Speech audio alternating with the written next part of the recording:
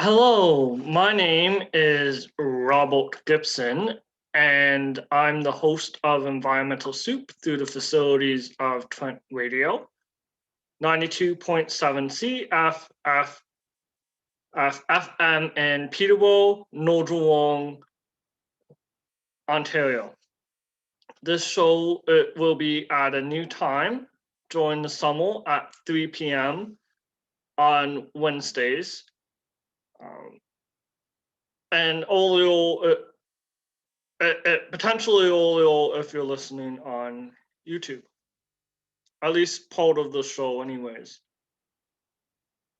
The decision to change the approved design of the Peterborough Sports and Wellness Center without regard to survey results or people most impacted, including members of the transgender community and people who need physical assistance, speaks to the issue faced in environmentalism or social justice.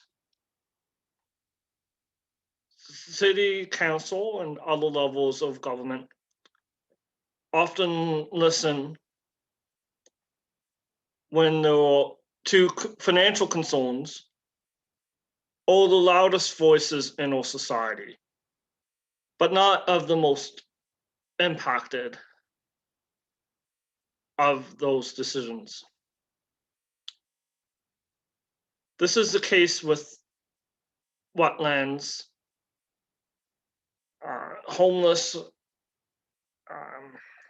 individuals, park spaces, and climate change, as well as Indigenous rights.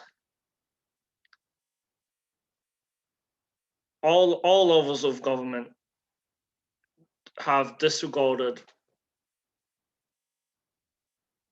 the most vulnerable or most impacted people in society.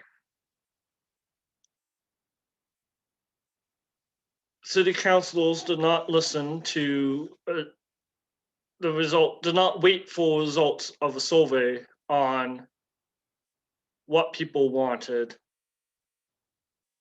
with regards to a change room, whether or not to have universal change room or maintain the general binary. They did not directly listen to the members of the transgender community. And with wetlands,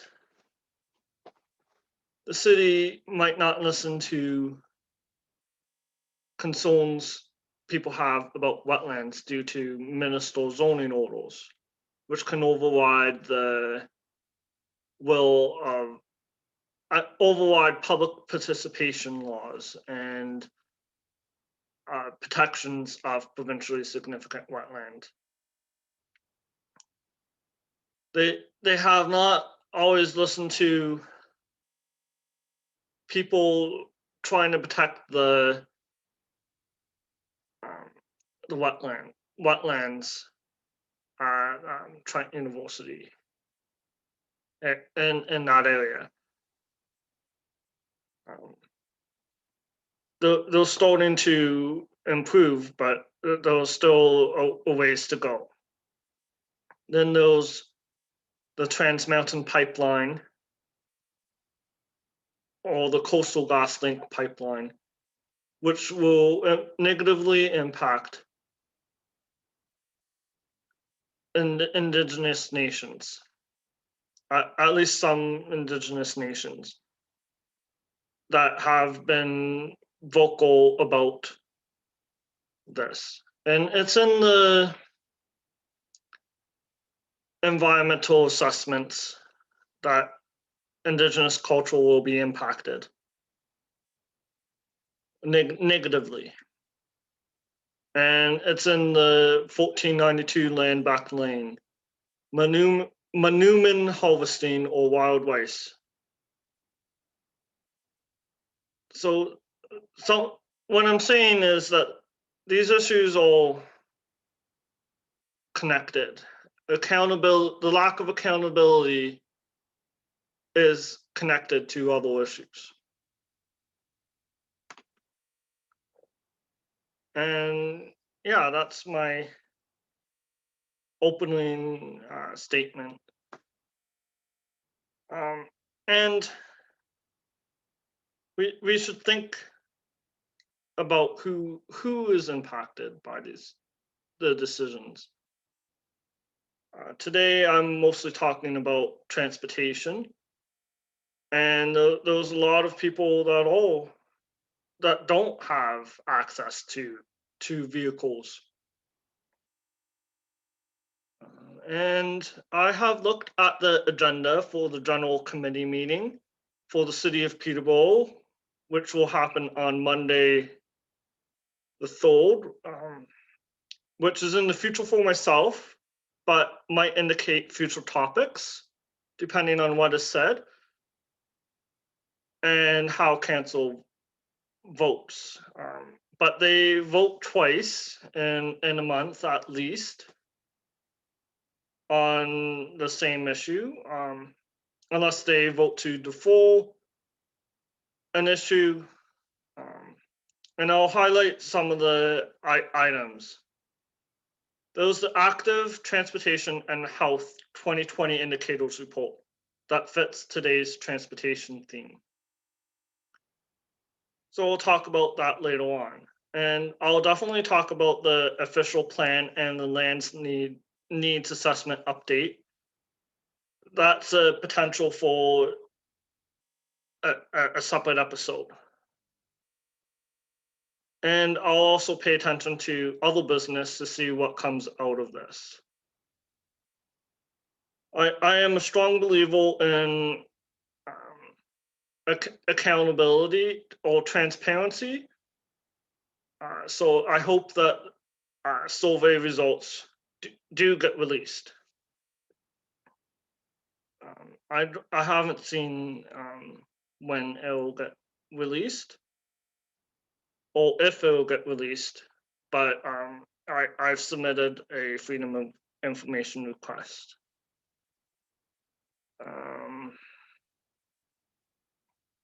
So there's some major local news regarding transit, and there's a contest, and I'll start my show off about that.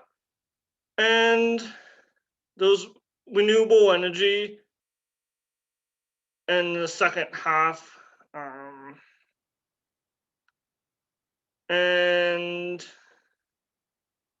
the environmental registry as well. And I would like to hear your thoughts on the service of the Link bus service. It started this week, and if you're in Selwyn, Cove Lake, and a small lake field, any of those areas on the route, please feel free to reach out to me, and hopefully we can have a discussion on what your thoughts are on the service, whether or not you like it, stuff like that. But yeah, and I looked at some of the articles about the issue. Let's see, where was I on my notes? Oh, and I know that those passionate people about transit that listen to my radio show. And yeah, Selwyn Township and Cove Lake First Nation have a new Facebook. I have a new bus system, and the link is a transit bus in Selwyn Township that goes from Peterborough to Cove Lake Nation, and it has stops in Lakefield, Bridge North, and Innismore Monday to Friday. Buses appear to run every 2 hours during a pilot project, and this pilot project lasts for 3 years. And the success will depend on ridership of the bus. So hopefully, if you're going to Lakefield or Cove Lake, using the bus would be beneficial. One area that I would note is the no service on weekends. A lot of festivals happen on weekends. I forget when the yeah, I feel that those festivals throughout the transit route that happen on weekends. So hopefully that's factored in. But Monday to Friday is generally when the general population starts working. And then one trip from Trent University to Cove Lake First Nation looks like it takes 45 minutes. This project is a big deal because it will improve access for rural and Indigenous populations who may lack access to call to services offered in Peterborough, or even services offered in Cove Lake, or Ennismore, Lakefield. Potentially reduce congestion in some of the areas. And I'm personally not a fan of some of the intersections that confuse myself. I know that there's a street in Lakefield that I keep going around in circles while trying to find my way to the highway. So yeah, hopefully it will make it easier for some individuals. And there's a contest. There's for 2 own free tickets. And did I have? Oh, I just wrote it down. Okay, yeah. So I'm reading from a postal. Quote, during the month of May, customers will ride the link free, including single-use transfer to Peterborough Transit, end quote. There's a quote, spot the bus media contest. Want to win 10 want to win a free 10 wide bus pass? Submit a selfie on the bus with the bus or photo of the bus along the link transit route and be entered for chance to win one of 3 free 10-day bus passes. Deadline to enter is May 31st, 2021. How to enter? Post a photo on social media, Facebook, Twitter, or Instagram, using the hashtag ride the link and tag Selwyn Township. Comment with your photo on Selwyn Township's Spot the Bus contest post on social media. You can win 10 wide pass, win a free 10 wide pass, and end quote. And the quote, For information about Peterborough Transit Services, including the link, email transitoperators@peterborough.ca or call 705-745-0525. End quote. It also looks like the link will be on Google Maps. If you're on Twitter, you can use @PTBO_transit. And I have used Google Maps to use transit. It's important to know the direction that you're going, because I took the bus going the wrong way when it's first started. But as long as you know the direction of the bus and when it should be coming, you should be good to go.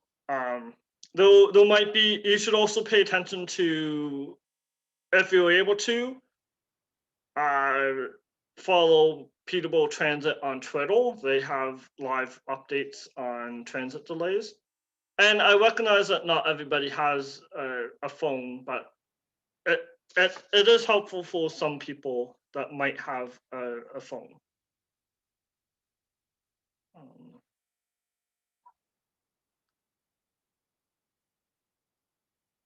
Yes, and it says @PTBO_transit on Twitter is the hashtag.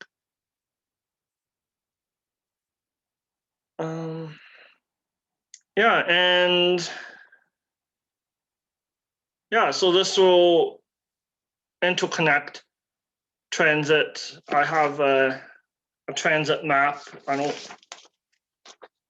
don't know if you can. Yeah, there's some flag bus areas. So if you're anywhere on some portions of the route, you can flag a bus.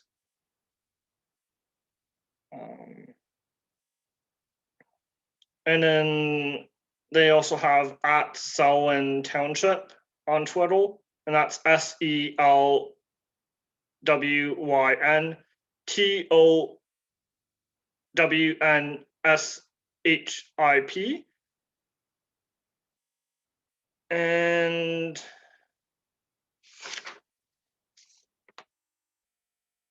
yeah, those two bus routes. Those Route 31, Cove Lake to Lakefield,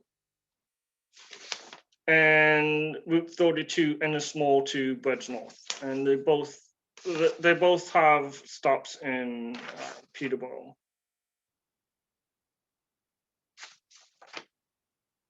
And one of the stops is Trent University, and I believe another stop is the downtown bus terminal.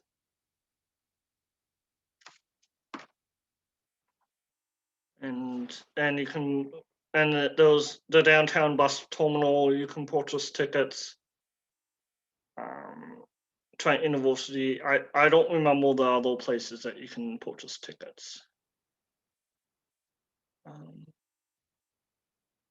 Yeah, so in the report, quote, reconciling all priorities from 2007, it says, studies of the development patterns over the past 2 decades in urban centers of the Greater Toronto Area, such as Mississauga and Brampton, show a continuing pattern of residential construction on the fringe of urban areas. Meanwhile, employment centers are concentrating in large office or industrial parks near Ontario's 400 series highways, which often have limited transit links and schedules. These patterns have been setting the stage for more automobile use. Oh, and this is a quote. For more automobile. Oh, yeah, limited transit links and schedules. Yeah, these patterns have been setting the stage for more automobile use over the next 20 years, not less. In the context of Peterborough, North, this appears true, with greenfield development further and further north. Lily Lake Road is a huge example. And then there's development and television road, new television road, and all sorts of greenfield development. And the density, the low density impacts, has impacts, which I'll talk about later on.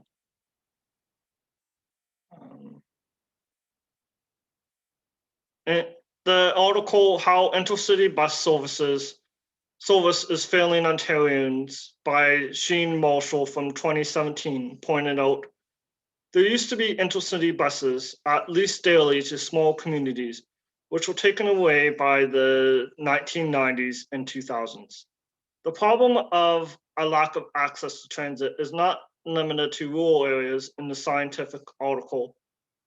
Sizing up transport poverty and national scale accounting of low income households suffering from inaccessibility in Canada and what to do about it, end quote, by Jeff Allen and Stephen Fauble of the University of Toronto. There was talk about how people are forced into the suburbs due to gentrification forces, the difficulty of getting jobs with lack of access to cars or transit.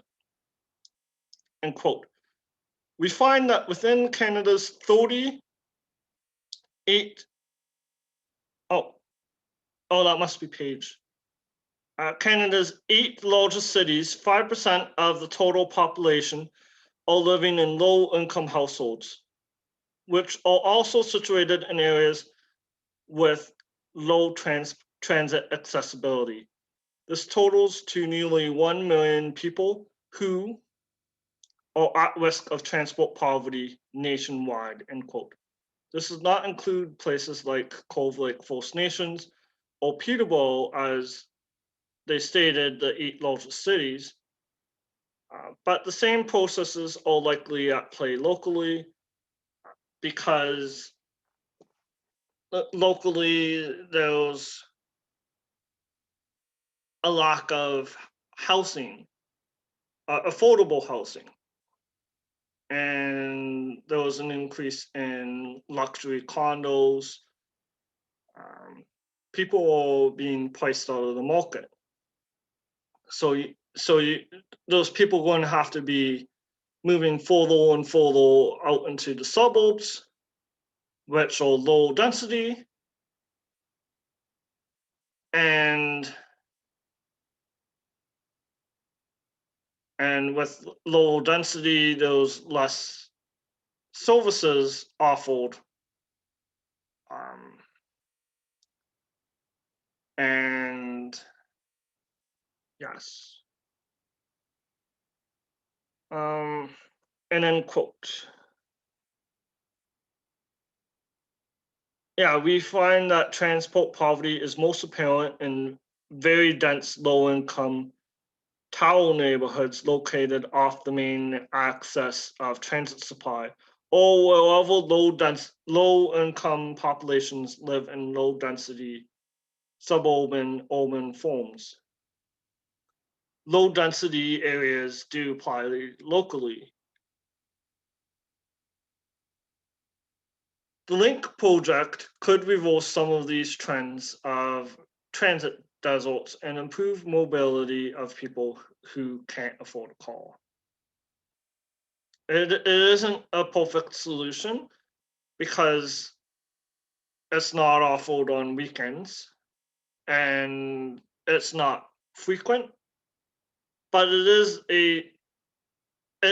better than what we have now. And with the Greyhound buses and private buses being defunded or going bankrupt, it's important that the city or municipalities contribute to a functioning transit system that looks after people that can't use a car.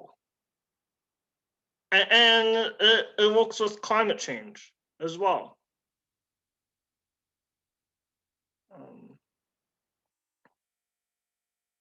And I want to look at local articles about transit. And there's Transit Town by Radia Karim in the Oslo newspaper. And quote, many members of the community have expressed concern for the lack of public involvement in the new transit decisions. Public consultation is very much needed as mass number of people depend on transit, end quote. End quote. The express buses that serve Trent students have been canceled, end quote. And it's not just students that use those buses. Most of the ridership is students, but and then there was also the consideration that students aren't the only people that live in Peterborough that rely on transit. So we shouldn't be always just focused on the students.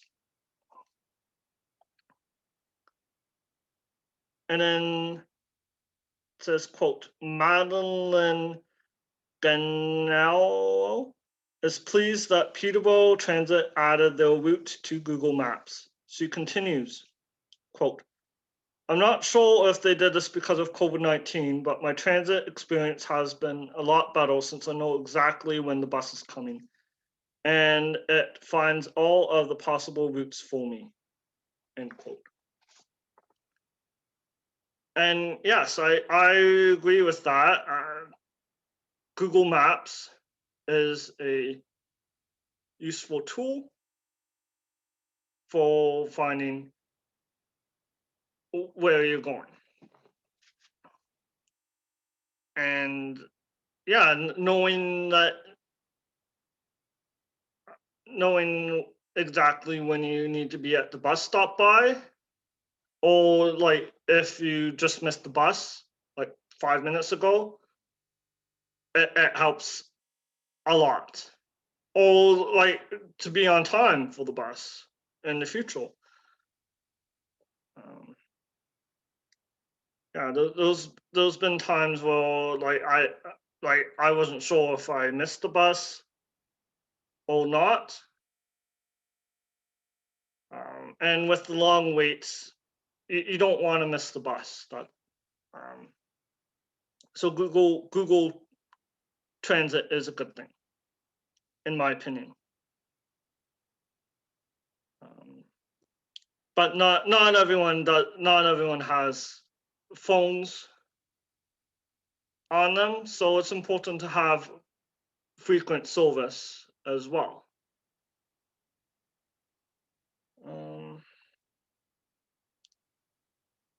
The article points out that people have to wait longer for buses, which is a major issue for people that rely on transit. I think it's like you have to wait an hour for a bus or 40 minutes. There's no, I don't believe that there's a reason that you have to wait 40 minutes for a bus. I mean, more than 30. I do understand that we don't live in the city. Well, Peterborough is a city, but I understand that those budget concerns. But I believe that there would be a lot more riders if the buses were more frequent, at least in the certain periods of the day.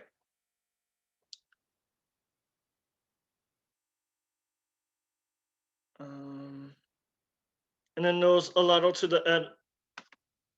Oh, I see that it's at the half-hour mark. So yeah, I might end up just doing this one topic today. We'll see how much I get through. But if you're just tuning, I'm just going to wait a few more seconds. Yeah, if you're just tuning in, you're listening to Environmental Soup through the facilities of Trent Radio. 92.7 CFFFM in Peterborough, Northern. This show is at a new time starting at 3 p.m. on Wednesdays.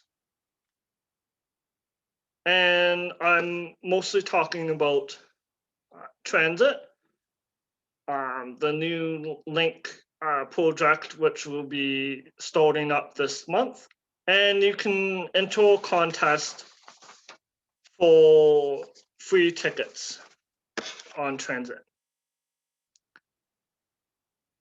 on the link, and the link is free for the month of May. And where was I? Oh yes, there was a letter to the editor from 2019 called Letter to the Editors, Volume 53, Issue 9, Transit.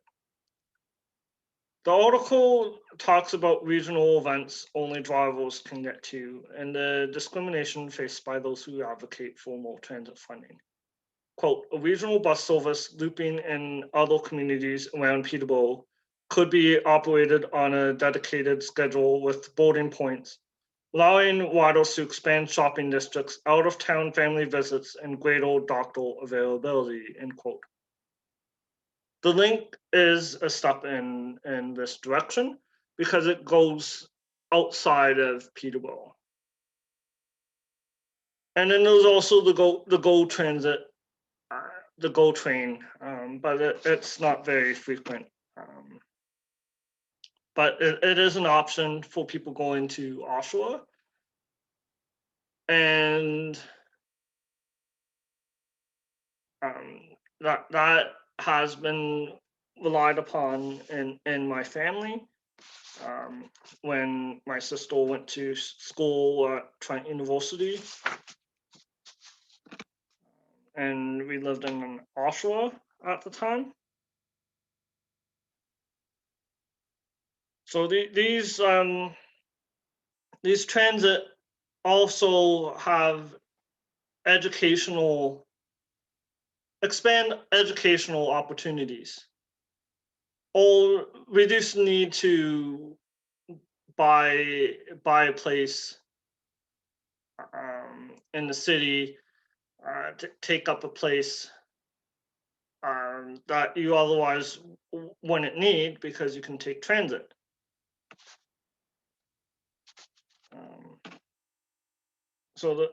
So that's potentially expanding transit will help the housing crisis as well.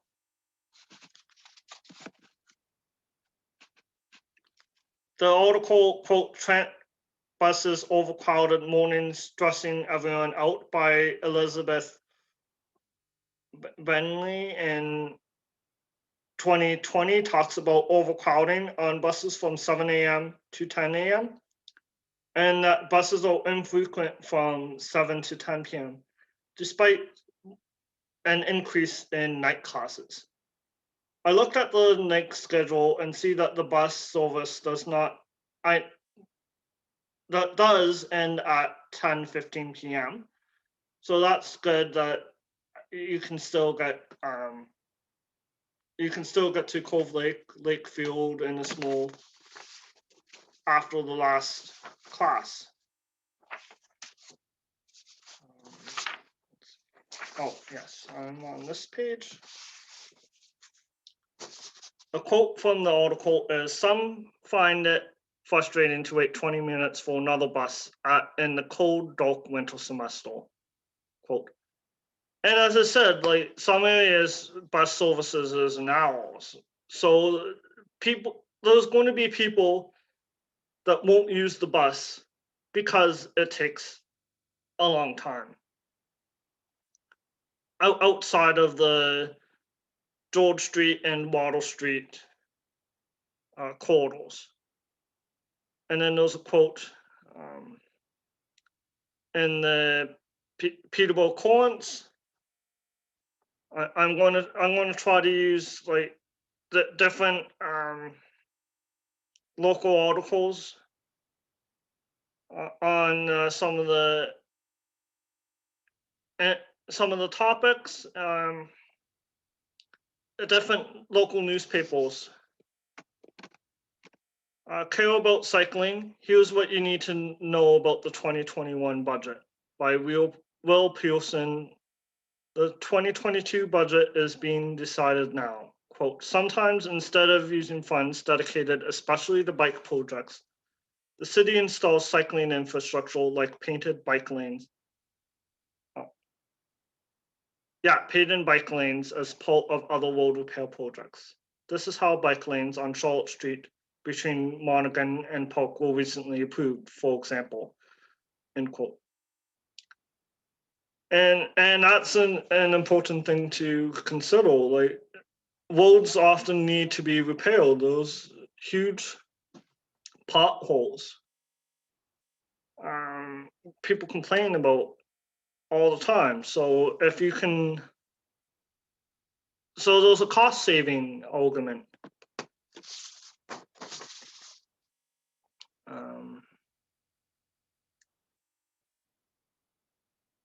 And I know that people cycle to walk, so it's important not to overlook people that cycle to walk. One area that still gets repeated is the parkway, despite years of opposition from citizens groups and threats to the environment. It is still in the draft official plan. This year, council backtracked on many potential destruction of parks due to public backlash. And this is a detailed, complex issue that should be its own episode. And there's still been destruction of parks in Peterborough, but perhaps the councils are starting to listen to people, listen to the citizens on the importance of parks. And how is Peterborough's public transit? The agenda for the General Committee includes a report titled Active Transportation and Health 2020 Indicators Report. That will be a presentation in front of councilors. In the past for you, but in the future for me. End quote. The report provides insights into local transportation, including trends on how we travel, factors influencing travel behavior, walking, cycling, transit safety, health and well-being, education and engagement, and policies and plans. Quote, it is not within the scope of this report to assess the impact of the COVID-19 pandemic on travel behavior, as this report is based on data that was collected well before 2020. The next report, using data from the 2021 census, will include insights on how the current pandemic has changed work and travel patterns. So that can go there. And quote, 2031 targets for walking and cycling weights in the city in the 2012 City Comprehensive Plan were met in the first 5 years of its implementation, signaling more ambitious targets are available or achievable, end quote. So that should be highlighted, because the plans for the master plan at the previous council meeting showed that there wasn't a lot of decrease in vehicle use at all in the city of Peterborough, and by 2031. So maybe the goals are too lax or too unambitious. potentially.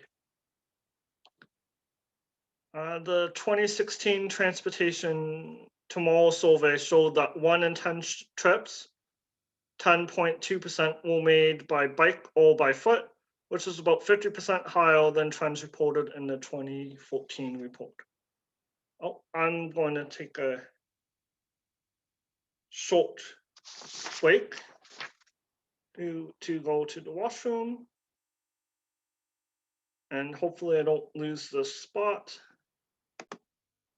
Yes, and I am back now. Thank you. And that's the benefit from recording at home. There's no need for any breaks at all. You can just pick up from where you left off. And yeah, in the 2016 Transportation Tomorrow survey, 1 in 10 trips, 10.2, were made by bike or by foot, which is about 50% higher than trends reported in the 2014 report. And then, quote, the highest rates of walking and cycling to work are in Peterborough's downtown, where there is a mix of land uses and greater density. Rates of active transportation to work in the city are lowest in low-density residential-only suburbs. Unfortunately, the previous council, including our current mayor, lowered its rates for density and continues to push for urban sprawl. However, Selwyn council at the time wanted even lower targets. This means that natural spaces are at a greater risk and that there's less active transportation, which are known to reduce climate change greenhouse gases. The report says, quote, 21 kilometers of priority 1 and 2 sidewalks installed between 2014 and 2018. At the same time, the rate of sidewalk repairs needed has declined from 0.89 per 100 meters in 2014 to 0.25 per 100 meters in 2019, end quote. End quote. The percentage of sidewalk intersection corners with curb ramps improved substantially, up from 65% in 2014 to 87% in 2018. End quote. For every kilometer of new cycling infrastructure installed between 2012 and 2017, there was a 1.5% increase in the number of cyclists counted during annual counts. Areas that I spotted to be the most dangerous was Chemong and Lansdowne Streets and Silvers. And these areas have shopping centers that people might want to go to, like individual shops, but across the street.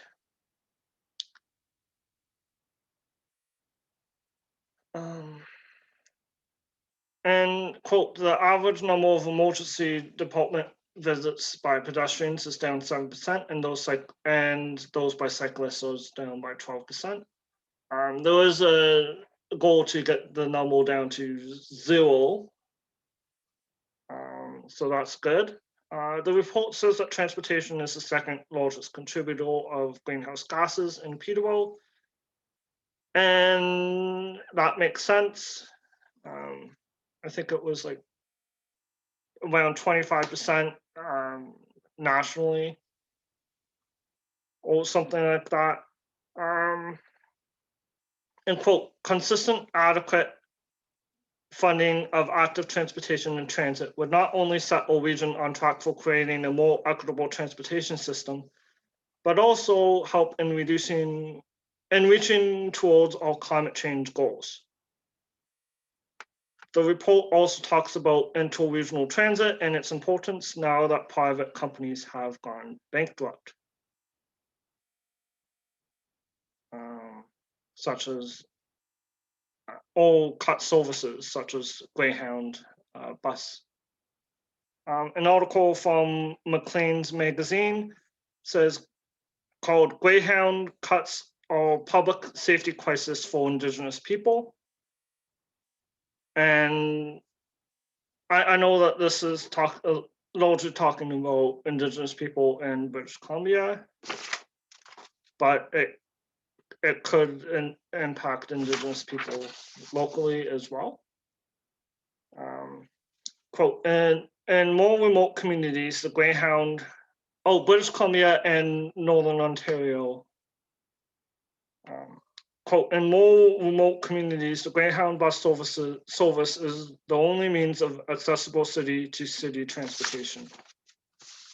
Quote, First Nations people who will be disproportionately impacted by this decision in ways that go well beyond merely shutting people from point A to B, end quote.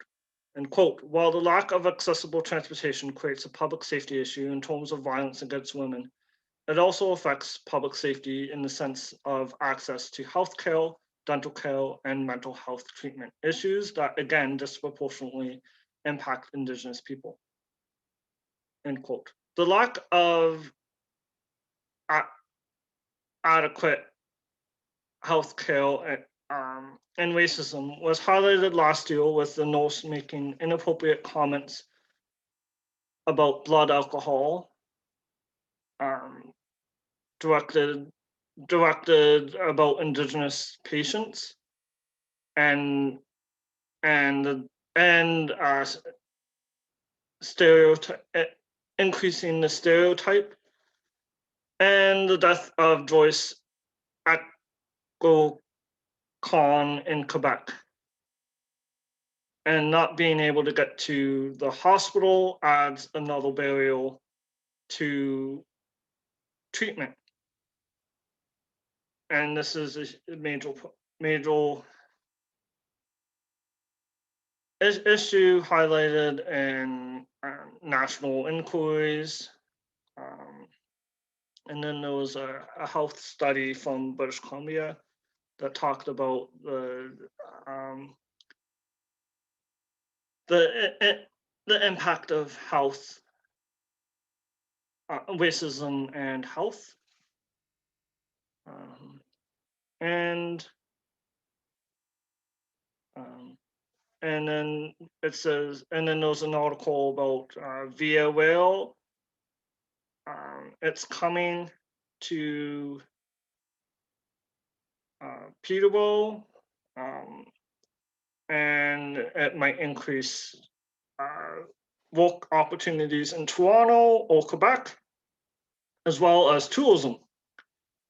The article, federal budget earmarks money for the next steps in high-frequency rail projects through Peterborough by Mark Gunter of Global News, says that there was funding for it over the next 6 years.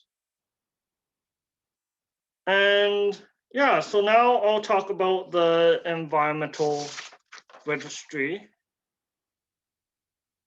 I just have to upload it. So I'll just pause this recording. So I'm hoping to highlight, because I only have about 10 minutes left, I'm hoping to highlight a few of the items on the environmental registry. And one is eliminating renewable energy requirements. And this has the number 0193471. And you can comment on this until May 25th, 2021. And they're proposing to eliminate requirements for renewable energy that date back prior to the Green Energy Act. And this will increase the amount of greenhouse gases associated with Ontario's electricity supply. And it will also impact future investment in Ontario, in my opinion. A lot of times it's Indigenous people that have invested heavily into renewable energy, which was a lot of projects got canceled, and it's been the Indigenous populations that have faced the brunt of the cancellations due to due to requirements of Indigenous backing for some of the projects.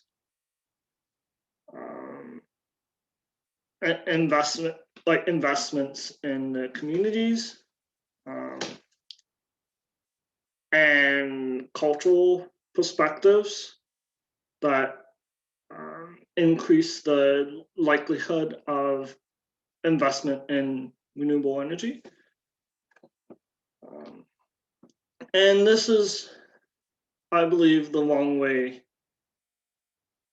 for the government to go.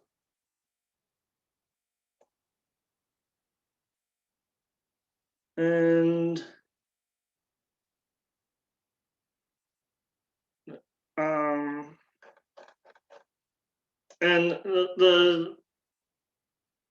then this would probably impact this could impact existing renewable energy that have been on the microfit and FIT program.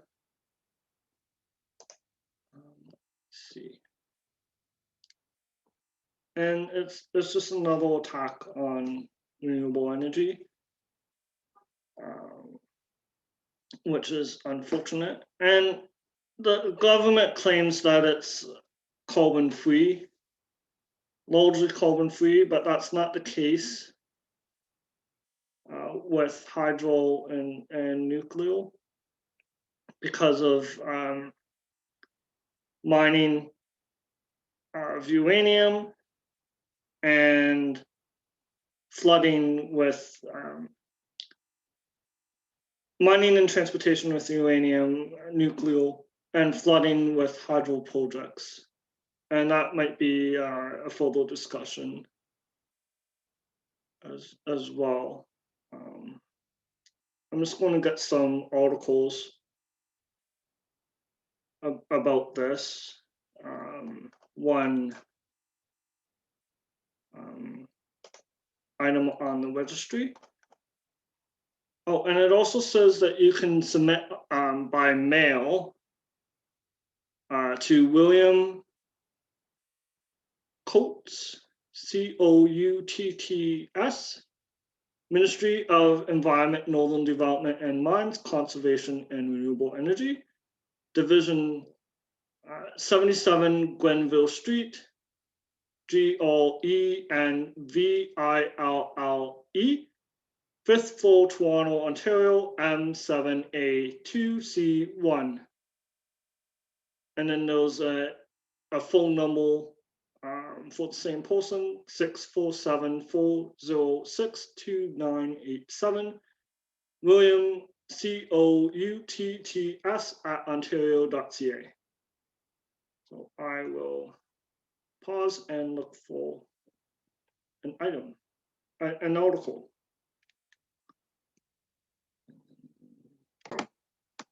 So I found an article called Ford Government Seeks to Deprioritize Green Energy by Emma McIntosh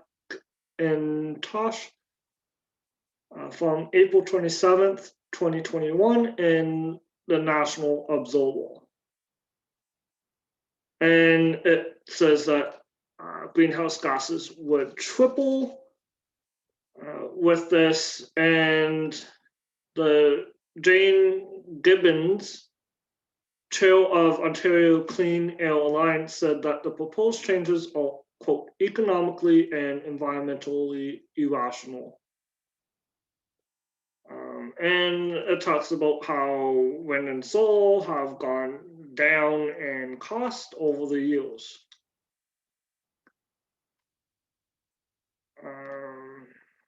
And then the article quotes Green Party leader Mike Schweinel, and saying that the government has used economic recovery bills to dismantle environmental protections.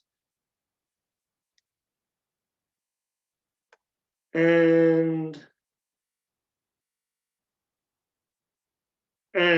Lucy Collard, the Ontario's Liberal Environment critic, said that it's a government's tendency to sacrifice the environment in favor of polluters.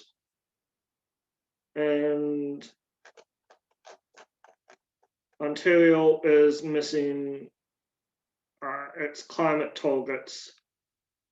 A report last year by Bonnie Lisk, Ontario's Auditor General, said that Ontario is at risk of missing its climate targets. And yeah, the NDP also criticized this move.